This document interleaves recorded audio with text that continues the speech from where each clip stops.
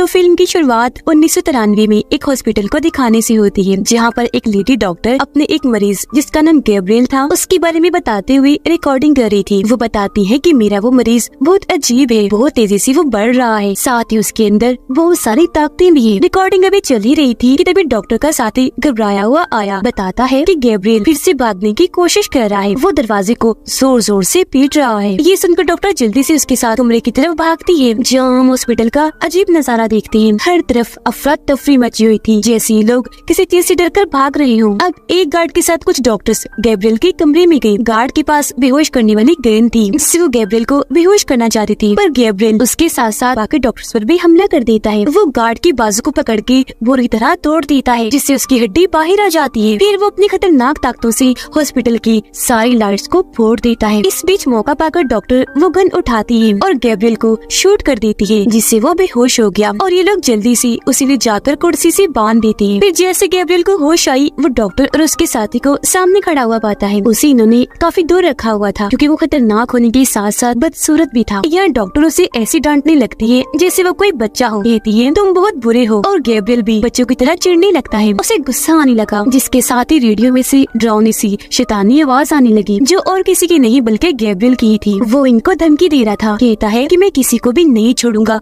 तुम सबको मार डालूंगा। ये देखकर डॉक्टर का साथी काफी हैरान रह गया। कहता है कि ये कैसे हो सकता है, ओह माय गॉड, ये बोल भी पा रहा है, और इसने रेडियो को कंट्रोल करके उसके जरिए हमसे बात की। तब डॉक्टर उसे बताती है कि हाँ, गैब्रियल के पास ऐसी ताकतें हैं जिनकी मदद से वो बहुत कुछ अजीब चीजें कर सकता है। अब डॉक्टर और उसका साथी दूसरे कमरे में जाते हैं, जहाँ इनकी हॉस्पिटल स्टाफ की लाशें ही लाशें बिखरी पड़ी थी। ये देखकर दोनों काफी परेशान हो गए, और अब यहाँ डॉक्टर कहती है कि टाइम आ गया है इस मुसीबत को जड़ से खत्म करने का। अब सीन शिफ्ट होकर आता है एक कपल पर, जिनमें वाइफ का नाम मेडिसन होता है। यहाँ हमें पता चला कि पिछले कई दिनों से इन दोनों के बीच के ताल्लुक खास अच्छे नहीं है, क्योंकि उनकी शादी को काफी साल हो गए थे, लेकिन मेडिसन का बच्चा नहीं हो रहा था। हर बार जब भी वो माँ बनने वाली होती थी, उसका बच्चा पेट में ही मर जाता था, जिस वजह से वो इतनी परेशान रहने लगी कि उसकी तबीयत में चिड़चिड़ापन आ गया। उसके हस्बैंड का गुस्सा भी तेज था, यही वजह है कि इनके झगड़े होते रहते थे। आज भी ये दोनों हस्बैंड वाइफ इसी बात को लेकर बहस कर रही थी, जहाँ मेडिसन के हस्बैंड को गुस्सा आ गया और वो उसे जोर से धक्का मारता है, जिससे वो दीवार से जाकर टकरा गई और उसके सर पर चोट लगने से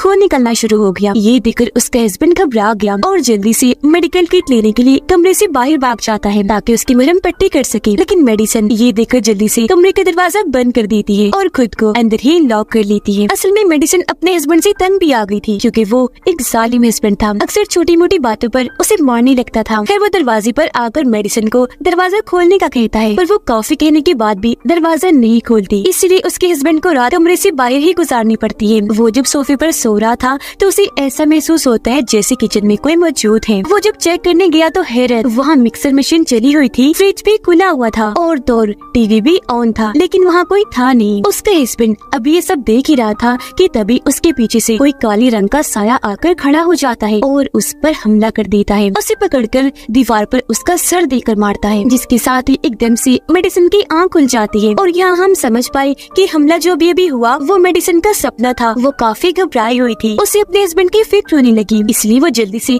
कमरे का दरवाजा खोलकर बाहर आती है अपने हस्बैंड को देखने के लिए। पर सामने जो उसने देखा, उसे देखकर तो उसके होश उड़ गए, क्योंकि वहाँ उसके हस्बैंड की लाश पड़ी हुई थी, वो भी बहुत बुरी हालत में। उस काले साई ने उसे मारकर पूरे जिस्म की हड्डियों को तोड़ मरोड़ कर उसे यहाँ फेंका हुआ था। हर तरफ खून ही खून बिखरा पड़ा था, जिससे मेडिसन की हालत और खराब हो जाती है। वो अपने हस्बैंड की लाश को देख ही रही थी कि तभी पीछे से वो एक काले रंग का साया निकलकर बाहर आ जाता है और वो मेडिसन की तरफ बढ़ने लगा। उस पर हमला करने के लिए वो काफी डर गई, जल्दी से भागने लगती है। इससे पहले कि वो मेडिसन पर हमला करता, वो अपने कमरे में आकर फौरन दरवाजा बंद कर देती है। जोर से दरवाजे पर हाथ रख के खड़ी हो जाती है। तब वो काला साया वहाँ आकर दरवाजा तोड़ने की कोशिश करने लगा। मेडिसन दरवाजे को रोकने की कोशिश करती है, लेकिन वो साया दरवाजा तोड़ ही देता है। अब झटके से मेडिसन दरवाजे के साथ दूर जाके गिरी और वहीं पर बेहोश हो जाती है। अब अगले सीन में मेडिसन को हॉस्पिटल में होश आती है। उसने जब आंखें खोली तो सामने उसकी बहन बैठी थी, जो पहले तो मेडिसन का हाल पूछती है कि तुम ठीक हो, फिर उसे बताती है कि दो बुरी खबरें हैं। मुझे बड़े अफसोस के साथ कहना पड़ रहा है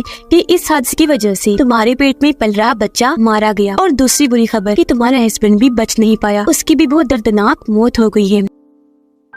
अभी मेडिसिन के लिए बहुत दुख की बातें थी, इसीलिए वो रोने लगती है। उसे काफी गहरा सदमा लगता है। इसलिए जब डिटेक्टिव यानी पुलिस ऑफिसर यहाँ उसे पूछताछ करने आते हैं तो उनके सवालों का भी मेडिसिन जवाब नहीं दे पाती। इसीलिए डिटेक्टिव लैब इंचार्ज के पास जाता है सवालों का जवाब पाने के लिए, जो उसके हस्बैंड की लाश को चेक कर रही थी। तब वो बताती है कि उसके हस्बैंड की लाश पर से उंगलियों के निशान मिले हैं, जो और किसी के नहीं बल्कि मेडिसिन की लग रहे हैं। और ये मुमकिन हो सकता है कि अपने हस्बैंड को मेडिसिन नहीं मारा हो, क्योंकि वो उस पर बहुत जुल्म किया करता था। खैर इसके बाद मेडिसिन की बहन उसे उसके घर छोड़ाती है। रात को जब वो अपने कमरे की खिड़की के पास खड़ी थी तो उसे बाहर की लाइट्स अजीब तरह से जलते बुझते नजर आती है, जो देखकर मेडिसिन काफी घबरा गई। और फिर तभी वो वहाँ उस काले साए को देख लेती है, जिससे वो इतना डर गई कि फौरन भागी और अपने घर के सारे दरवाजे और खिड़कियाँ बंद करने लगती है। जिसके बाद सारी लाइट्स भी ऑफ कर दी। लेकिन तभी वो ये देखकर काफी चौंक गई कि एक दरवाजा अपने आप ही खुल गया। वो डर गई, जल्दी से भागकर अपने कमरे में आकर दरवाजे को लॉक कर लेती है। अब ये रात ऐसे गुजर गई, कुछ भी नहीं हुआ। तो अगले दिन मेडिसिन जब जागी तो उसे बचने का एक आइडिया आया। वो ड्रिल मशीन लेती है और अपने काम पर लग गई, यानी वो हर दरवाजे पर डोर लॉक्स लगाने लगती है। अगले दिन मेडिसिन की बहन उससे मिलने आई। यहाँ हमें पता चला कि वो दोनों सगी बहनें नहीं है, उनका खून का रिश्ता नहीं है, बल्कि जब मेडिसिन 8 साल की थी तो उसकी सौतेली बहन के मॉम डैड ने मेडिसिन को गोद ले लिया था। और 8 साल से पहले क्या हुआ वो कोई भी बात मेडिसिन को याद नहीं थी, वो सब भूल चुकी थी। अब हम एक औरत को देखते हैं जो एक टूर गाइड थी, यानी वो लोगों को अंडरग्राउंड एक शहर की सैर करवाने में उनकी मदद करती थी और पूरे सफर में उनको गाइड करती थी। इस वक्त भी वो अपने कस्टमर्स को एक खौफनाक शहर के बारे में बता रही होती है, जिसके साथ ही टूर खत्म होने के बाद सब लोग उसे पैसे देकर वहाँ से जाने लगते हैं। अब एक जगह पर आकर जब वो अपना काम निपटा रही थी तो अचानक वहाँ की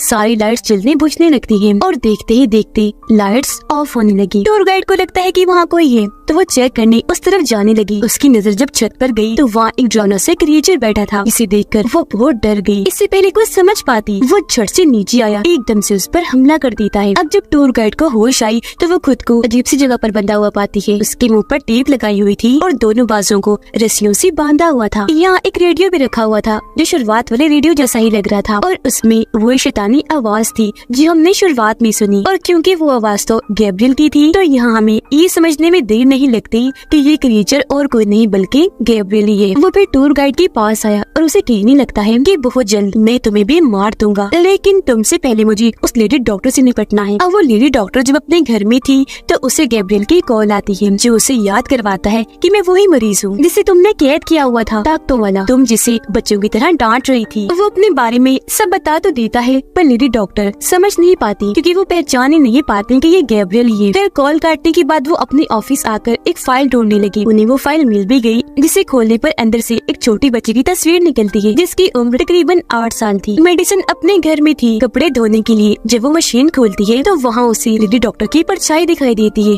जिसे एकदम डरकर वो पीछे हट गई। जिसके साथ ही मेडिसिन का घर पूरा बदलकर लेडी डॉक्टर के घर में बदल जाता है, यानी वो डॉक्टर के घर पहुँच गई थी। यहाँ भी मेडिसिन उस काली साई को देखती है, जो और कोई नहीं बल्कि गैब्रियल था। वो लेडी डॉक्टर को बालों से पकड़कर जोर से जमीन पर पटक के मारता है, फिर दोबारा डॉक्टर को उठाकर पटक पटक कर इधर उधर दे देकर मारता है। पर मौका पाकर डॉक्टर वहाँ से उठी और भागने लगी। गैब्रियल भी उसके पीछे गया, जिसने हाथ में ट्रॉफी पकड़ी हुई थी। वो डॉक्टर को पकड़कर ट्रॉफी की नोक से उस पर वार कर देता है। फिर कई बार उसने वार किया, सर कोहे को चल के रख देता है, जिससे डॉक्टर की बड़ी दर्दनाक मौत हो जाती है। ये देखकर मेडिसिन काफी डर गई, जोर से चिल्लाने लगती है, जिसके साथ ही उसका ख्याल खत्म हुआ और वापस अपने घर पहुँच जाती है। अब भी वो अपने घर के फ्लोर पर ही खुद को बैठा हुआ पाती है। यहाँ उसे अपने सर पर अजीब सा महसूस हुआ। उसने जैसे हाथ लगाकर चेक किया, उसके सर से खून निकल रहा था। उधर डिटेक्टिव और लैब इंचार्ज लेडी डॉक्टर के घर जाती है, क्योंकि उन्हें डॉक्टर की मौत की खबर मिली थी। लाश को जब ये चेक करने आई तो उसकी मौत बिल्कुल वैसी हुई थी जैसे मेडिसिन ने ख्याल में देखी थी, जिसे गैब्रियल ने डॉक्टर को मारा था। उसका सर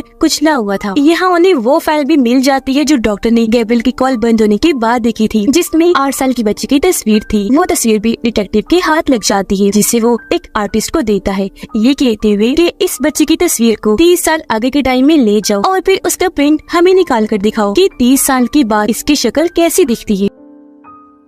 यहाँ लैब इंचार्ज डिटेक्टिव को बताती है कि वो लेडी डॉक्टर बच्चों की डॉक्टर थी और बच्चों की सर्जरीज ऑपरेशन करने में काफी माहिर थी, जिस वजह से वो बहुत मशहूर भी थी। अब गैब्रियल वापस अपने ठिकाने पर आ जाता है, जहाँ वो डॉक्टर के घर से अपने साथ ट्रॉफी का वो नोकदार तेज हिस्सा भी लाया था, जिससे उसने डॉक्टर को मारा था। उसकी मदद से वो अपना हथियार बना रहा होता है। फिर हथियार के तैयार होने पर वो उसे टूर गाइड पर टेस्ट करता है अपना निशाना और अच्छा करने के लिए। अब मेडिसिन को जब लेडी डॉक्टर की मौत का पता चला तो हैरान होने के साथ साथ वो काफी दुखी भी हो गई, और क्योंकि काफी थक गई थी तो अपने बिस्तर पर जाकर लेट जाती है, जहाँ उसे फिर से एक ख्याल आने लगता है। इस ख्याल में वो लेडी डॉक्टर की साथी को देखती है जो अपने बिस्तर पर लेटा आराम कर रहा था, जहाँ तभी उनके पास आता है गैब्रियल, जिसने हाथ में वो तेजधार ट्रॉफी वाला हथियार पकड़ा हुआ था। वो डॉक्टर के बहुत करीब आकर बैठ जाता है। डॉक्टर ने जैसे उसे देखा वो चीख मार देता है। तब गैब्रियल वो तेजधार हथियार पहले उसके चेहरे में घुसाता है, फिर बार बार वार करने के बाद सीने में भी घुसा देता है, और ऐसी डॉक्टर की मौत हो जाती है। ये ख्याल देखते ही मेडिसिन काफी डर गई, उसकी आँख खुल गई, जहाँ वो जोर जोर से चिल्ला रही होती है। यहाँ वो पहली बार गैब्रियल का चेहरा देख पाती है जो बहुत ही डरावना बदसूरत था, जो देखकर तो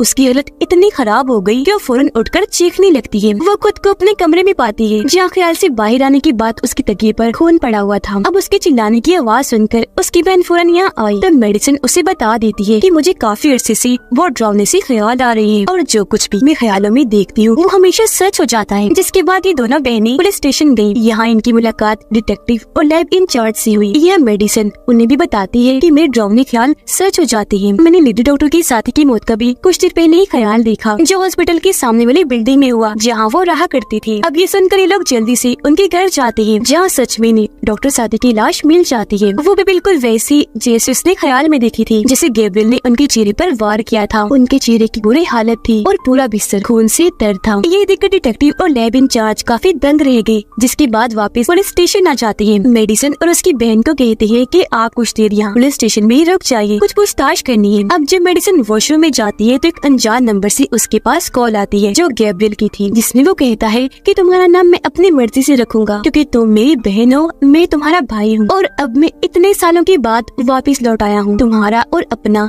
बदला लेने के लिए, जिसमें मैं मासूम और गुनाहगार लोगों सबको मारूंगा। ये सुनकर मेडिसिन काफी घबरा गई। वो अपनी बहन के पास आई और ये दोनों फौरन पुलिस स्टेशन से चली जाती है। उनके जाने के बाद डिटेक्टिव आर्टिस्ट की भेजी हुई फाइल देखने लगता है, जिसमें उसने बच्चे की तस्वीर को बदल दिया था। यहाँ हम ये देखकर काफी दंग रह जाते हैं कि 30 साल आगे के टाइम में उस बच्चे की तस्वीर को बदलकर मेडिसिन का चेहरा सामने आता है। अब वो दोबारा से इस फाइल को पढ़ता है, जहाँ उसे पता चला कि मेडिसिन की सौतेली मोम ने उसका इलाज करवाने के लिए उसे लेडी डॉक्टर के हॉस्पिटल में दाखिल करवाया था। इस लेडी डॉक्टर की अब मौत हो गई है, जहाँ मेडिसिन का इलाज उस लेडी डॉक्टर के साथ साथ उसके 2 साथियों ने किया था। पर अब क्योंकि लेडी डॉक्टर और उनकी एक साथी की तो मौत हो गई है, तो जो तीसरी डॉक्टर थी जो अभी जिंदा थी, वही डिटेक्टिव को सारी सच्चाई बता सकती थी। इसी सोच के साथ डिटेक्टिव उस डॉक्टर से मिलने उनके घर के लिए निकल जाता है। मेडिसिन और उसकी बहन अपनी मोम के पास पहुंची, जहाँ उनकी मोम बताती है कि जब मेडिसिन छोटी थी तो इसका एक ख्याली दोस्त था जो सिर्फ इसी नजर आता था, जिसका नाम गैब्रियल था। उनका ये बताना ही था कि फिर से मेडिसिन को ख्याल नजर आता है, जिसमें वो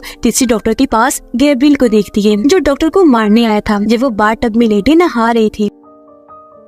इतनी ही देर में यह डिटेक्टिव भी आ गया, जो गन को सामने करते हुए डॉक्टर की तरफ बढ़ रहा था, लेकिन तभी ऊपर से गैब्रियल आकर उस पर हमला कर देता है और उसे नीचे लिटा लेता है। यह डिटेक्टिव भी उसका इतना भयानक चेहरा देखकर डर गया, जिससे वो बेकाबू हो गया। इस चीज का फायदा उठाकर गैब्रियल उस पर बार बार वार करने की कोशिश करता है, लेकिन हर बार वो बचता रहता है। फिर डिटेक्टिव उस पर वार करके दूर फेंक के मारता है और अंधाधुंध गोलियां उस पर चलाने लगता है, लेकिन गैब्रियल किसी तरह यहाँ से भाग जाता है। हालांकि डिटेक्टिव उसके पीछे गया, लेकिन वो फिर भी उसके हाथ नहीं लग पाया। अब डॉक्टर की जान तो बच गई, लेकिन इसी के साथ मेडिसिन अपने ख्याल से बाहर आ जाती है। अगले दिन डिटेक्टिव और लैब इंचार्ज अपने साथ एक दिमाग के डॉक्टर को लाते हैं, ताकि वो थेरेपी करके मेडिसिन की पुरानी यादों को खोल सके, जो सारी चीजें वो भूल चुकी है। थेरेपी के दौरान मेडिसिन बताती है कि जब मैं छोटी थी तो गैब्रियल की हरकतों की वजह से मुझे डांट पड़ती थी। वो मुझसे उल्टे सीधे काम करवाया करता था। जिसके साथ ही मेडिसिन यहाँ अपने बचपन की एक कहानी सुनाती है कि एक दिन मेरे पास गैब्रियल की कॉल आई, जिसने मुझे कहा कि अपनी आंखें बंद करो, तुम्हारे सामने एक केक रखा है है जिसे तुम बड़े से चाकू से काट कर अपनी मोम को दो। पर जब मैंने आंखें खोली तो मेरे सामने कोई केक वेक नहीं था, बल्कि मेरे सामने मेरी मोम का पेट था। और गैब्रियल मुझे कह रहा था कि तुम अपनी मोम का पेट काट दो ताकि तुम्हारी मोम के पेट में जो बच्चा है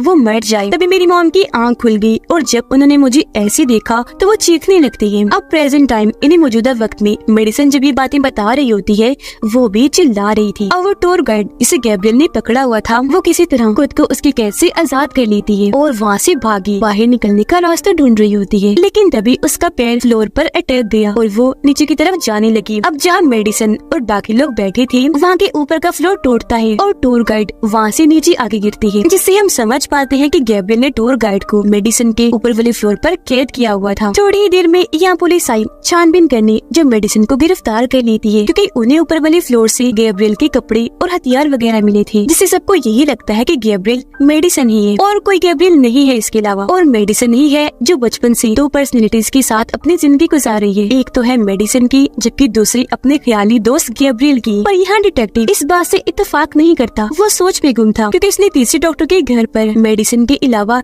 गैब्रियल को देखा था। फिर गिरफ्तार करने के बाद डिटेक्टिव और लैब इंचार्ज मेडिसिन से पूछताछ करने लगे, जहाँ वो बताती है कि गैब्रियल बहुत खतरनाक है। पूछताछ चल ही रही थी कि तभी डिटेक्टिव के पास गैब्रियल की कॉल आती है, जो अब खुद बताता है कि हाँ मैं मेडिसिन का ख्याली दोस्त हूँ। तभी यहाँ मेडिसिन जोर जोर से चिल्लाने लगी, जिस वजह से आसपास के सारे बल्ब टूट जाते हैं और अब मेडिसिन को सेल में बंद कर दिया जाता है। मेडिसिन की सौतेली बहन अपनी मोम से उस हॉस्पिटल का एड्रेस लेती है जहाँ बचपन में मेडिसिन को इलाज के लिए दाखिल करवाया था, यानी लेडी डॉक्टर की हॉस्पिटल। अब वैसे तो ये हॉस्पिटल बंद हो गया था, पर उसकी बहन को भरोसा था कि वहाँ से जरूर कुछ तो पता लगेगा, तो इस भरोसे के साथ ही वो हॉस्पिटल के लिए निकल जाती है। हॉस्पिटल आने पर वो वहाँ चेक करने लगी, जहाँ उसे मेडिसिन से जुड़ी कुछ रिकॉर्डिंग्स मिलती हैं, जिन्हें वो अपने साथ घर ले आती है। उन रिकॉर्डिंग्स को चेक करने पर उसकी बहन को पता चला कि मेडिसिन की असली मोम और कोई नहीं बल्कि टूर गाइड है। जी हाँ, जो फ्लोर पर से गिरने की वजह से जख्मी थी और अब उन्हें हॉस्पिटल में दाखिल किया हुआ था। आगे रिकॉर्डिंग चेक करने पर वो देखती है कि मेडिसिन की पिछली साइड से एक अजीब सा क्रिएचर जुड़ा हुआ था। तब यहाँ रिकॉर्डिंग में लेडी डॉक्टर बताती है कि मेडिसिन जो अपने मोम के पेट में थी तो हमने देख लिया था कि उसका जुड़वा भाई भी है, लेकिन यहाँ एक मुसीबत थी कि वो मेडिसिन के साथ जुड़ा हुआ था। अब उसका जुड़वा भाई और कोई नहीं बल्कि गैब्रियल ही था। वो बताती है कि जब मेडिसिन पैदा हुई थी तो हमने उन दोनों को ऑपरेशन करके अलग अलग करना चाहा, जिससे मेडिसिन तो आराम से अलग हो गई, नॉर्मल थी, लेकिन उसका भाई नहीं हुआ। वो ऐसे क्रिएचर की तरह अजीब सा पैदा हुआ और उसके साथ ही आधा जुड़ा रहा। और क्योंकि दोनों का दिमाग और रीढ़ की हड्डी एक ही थी, इसलिए हमने गैब्रियल को मेडिसिन के अंदर से सारा नहीं निकाला, बल्कि जितना निकाल सकते थे बस उतना ही निकाला, बाकी अंदर रहने दिया, क्योंकि ऐसी मेडिसिन की जान को खतरा हो सकता था। और उसके दिमाग का ऑपरेशन करके बंद कर दिया, जिससे गैब्रियल आधा उसके अंदर ही रह गया। यहाँ डॉक्टर ये भी बताती है कि गैब्रियल खास किस्म का बच्चा था, उसके पास अनोखी ताकतें थी। वो आसपास के सिग्नल्स और वेव्स लहरों को कंट्रोल कर सकता था। तभी उसने रेडियो के सिग्नल्स को कंट्रोल करके शुरुआत में कहा था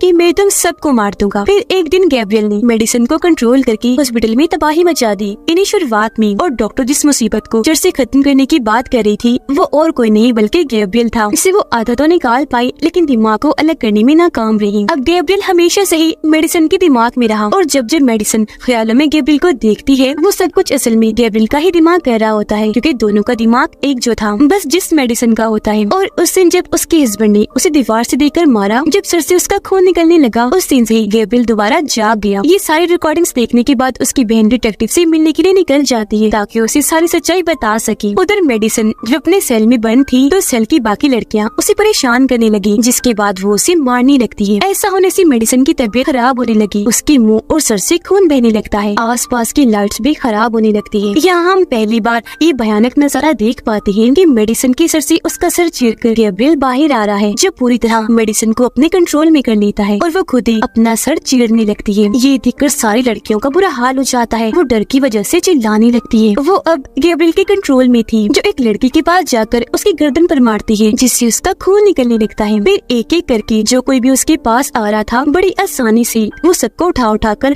फेंक कर मार रही थी। एक की वो बाजू तोड़ देती है तो एक के पेट में अपना हाथ घुसाकर आर पार कर देती है, फिर उठाकर उसे दूर फेंक के मारती है। फिर एक लड़की को गिराकर उसके सर पर अपना पैर रख के कुचल देती है।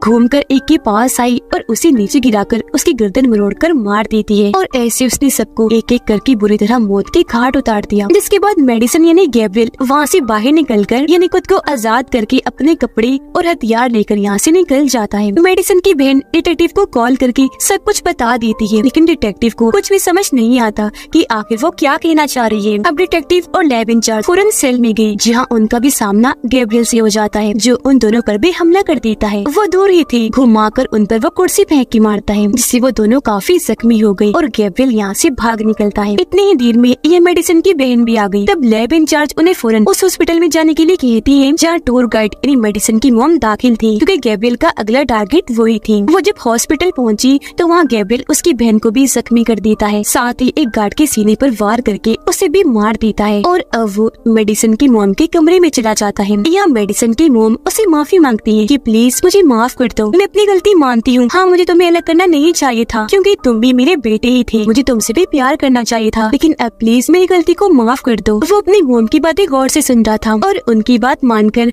हथियार नीचे कर लेता है। उनकी बात यह बनने ही वाली थी कि तभी यहाँ डिटेक्टिव आकर उसे शूट करने लगता है, पर मेडिसन की बहन डिटेक्टिव को ऐसा करने से मना करने लगती है। इससे गैब्रियल भड़क गया। वो डिटेक्टिव पर दूर से वो तेजधार हथियार फेंक के मारता है, जो सीधा डिटेक्टिव के सीने में लगा और उसकी वहीं मौत हो गई। अब ये सब कुछ मेडिसन दूसरी साइड से देख तो पा रही थी, पर उसे बचाने के लिए कुछ कर नहीं सकती थी, क्योंकि उसे तो गैब्रियल ने कंट्रोल किया हुआ था। जिसके बाद मेडिसन की बहन गन उठाकर उसे गैब्रियल की तरफ कर देती है और कहने लगी कि निकलो इसके अंदर से, ये मेरी बहन है। जो सुनकर गैब्रियल को गुस्सा आ गया, कहता है कि नहीं, ये तुम्हारी बहन नहीं है, जो कहकर वो बेड को उठाकर उसकी तरफ फेंकता है और यहाँ मेडिसन की बहन उस बेड के नीचे दब जाती है। फिर वो उसके पास आकर कहने लगा कि मैं बचपन से ही तुम्हें मारना चाहता था, पर हर बार तुम बचती रही। यहाँ उसकी बहन मेडिसन को आवाज लगाकर उसे मदद मांगती है और मेडिसन को गैब्रियल के खिलाफ भड़काने लगी, ताकि वो गैब्रियल पर काबू पा सके। कहती है कि गैब्रियल ही वो है जिसकी वजह से तुम माँ नहीं बन पा रही। जब भी तुम माँ बनने वाली होती हो, ये तुम्हारे बच्चे को पेट में ही मार देता है। ये सुनकर मेडिसन को काफी गुस्सा आने लगा और अब वो गैब्रियल पर काबू पाने की कोशिश करने लगती है। इसके बाद हम देखते हैं कि गैब्रियल ने मेडिसन की बहन को